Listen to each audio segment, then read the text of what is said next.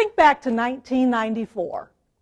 It was a heyday of the Malcolm Baldrige Awards, Total Quality Management, and customer satisfaction surveys, you remember.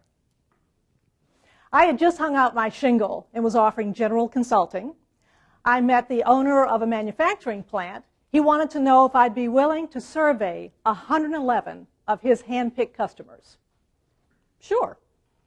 37 questions each. On a scale from 1 to 10, how do you feel about this? On a scale from 1 to 10, how do you feel about this? On a scale from 1 to... What am I doing? I had just been a COO, and here I am doing work normally farmed out to college students. But a deal's a deal, and I had agreed to reach out to all 111. So just to entertain myself, I added something. Excuse me. On a scale from 1 to 10, how do you feel about this? Huh, tell me about that. And that's where the real information was. After that project, I swore off on a scale from 1 to 10 and started offering B2B company leaders a way to get inside their customers' heads. Because on a scale from 1 to 10, 4 doesn't tell you what to do. But when I added, tell me about that, I learned that when you let customers ramble, they'll dictate a playbook on how to protect your customers, grow those relationships bigger, and bring in new business faster. And they're talking about your company. When it comes to customer feedback, let's talk about what you can learn, how you can learn it, and why you, as the company leader, should stay plugged in. Want to know the 5 most valuable things you can learn from your customers? What's so great about you? How they found you? Why they gave you a chance? Where you're leaving money on the table? And what will put the relationship at risk? Let's take those one by one. What's so great about you? Your customers that know what's so great about you are your longtime loyal customers. Bring a few to mind. When you get back to your office, call and ask, how do you talk about us with your peers at other companies? Isn't that useful to know? Fix the problems they mention and work their compliments into your marketing messages. Think about it. It's all true. It's language customers use and prospects respond to. And the best part is your customers have done most of the work. Second, how they found you. Now we're going to focus on your new customers. Ask them, how did you find us, or how do you know about us? This tells you what kind of marketing actually works to make prospects notice you. Next, why they gave you a chance. Now it gets tricky because you want to know why you were chosen, and you have to know why you were not. We're going to talk to 2 groups here. Back to your new customers. Ask them, what did you like about our sales process, our sales people, our offering? Why did you choose us?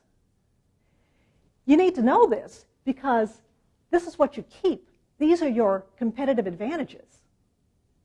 The other group are your prospects that seriously considered you but didn't choose you. This is painful to hear, but you need to know where you missed. Ask them, what did other companies offer that was better? What do you recommend we change? You need to hear this because these are your competitive disadvantages. I was talking with a buyer who had chosen a different company over my client. He said, when I've had firsthand experience with all the vendors I'm considering for a project, I'll give the business to the one that convinces me they really want this job. That was a wake-up call for my client. They had just sleepwalked through their final presentation because they thought it was a formality. They didn't realize it was a tiebreaker, and it cost them the sale. My point is, if you're making it all the way through their selection process, or they're sticking with you all the way through your sales process and they don't choose you, you might be missing by a matter of inches. Ask why when they say yes. Ask why not when they say no. What's so great about you, how they found you, why they gave you a chance. This all gives you information you can use to bring in business faster. Where you're leaving money on the table, that's about growing your existing relationships. Now this is just sad. There are companies out there that already like you enough to do business with you, that would do even more business with you if you'd only, well, they'll tell you. Ask your customers, what could we add that would make your life easier? How could we help you do business better, faster, cheaper? Customers are a great source of new ideas. Failing to offer everything customers are willing to buy from you is one way you might be leaving money on the table. Customers not being aware of everything you already sell is another. Don't expect customers to poke around your website. I tell service providers and manufacturers, remind customers of everything you offer once a year. Why? Because it's easy for customers to only know what they already buy from you. You can sometimes grow your existing relationships by telling customers something you thought they already knew, you know, what you sell. So this is about growing relationships. Let's now talk about retaining relationships. What would put the relationship at risk? The only way to find out what puts customer relationships at risk is to ask them. And it won't be the same for every customer. Customer satisfaction is different for different customers. But how you ask them depends on what your customer base looks like. We've been talking about what you can learn. Now let's mix in how you can learn it. If you have dozens or hundreds or thousands of customers, use a survey, have customers help you write the questions so the questions are relevant, and this way you get to learn about some of your blind spots. And because 4 doesn't tell you what to do, rather than numbers, give them statements to choose from in your survey. That's if you have a large customer base. If you have individual accounts that would set you back or wipe you out if they left, whether they represent 5% or 50% of your revenue, talk to them one-on-one or have somebody talk to them for you. A survey is too impersonal when you've got that much at stake. Now, I've been doing this kind of business a long time, and I've noticed that when a new leader joins a company, they know they don't know what customers think and want, so they're eager to reach out for customer feedback.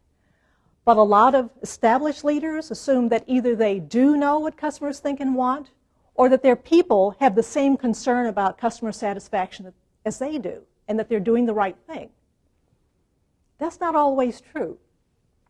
For example, I was talking with a manufacturer's third biggest customer. I asked him to characterize the relationship. He was silent for a moment, and then he said, "As soon as I can find a replacement, I'm going to fire them." Blam! Landmine! I asked him to brief me on what had gone wrong. He did. I called my client. He got busy and saved that relationship. Happy ending. Sort of. What you can learn, how you can learn it. Now let's talk about why you should stay plugged in. I asked a salesperson, how did you not know that guy was looking to leave? He said, I knew, but I'm a salesperson. His issues were all operational issues. I have no influence with operations. If I had taken his complaint to the boss, he might have told me, it's your account, it's your mess, you clean it up. The salesman said, if I had tried and failed, I might have lost my job. Can you imagine? I'm sure your employees do the right thing most of the time, but in the end, it's not their company, it's your company. Stay plugged in. At least let customers know they can come to you, especially the ones that can set you back or wipe you out by leaving. So to recap, what you can learn, what's so great about you, how they found you, why they gave you a chance, where you're leaving money on the table, what will put the relationship at risk, how you can find it out, talk to your survey, your customers if you have a large customer base. If you have individual large accounts, talk to them one-on-one or have someone talk with them for you. And most importantly, don't delegate away customer issues and consider the matter handled. You probably don't want a company of mini-me's. Stay plugged in.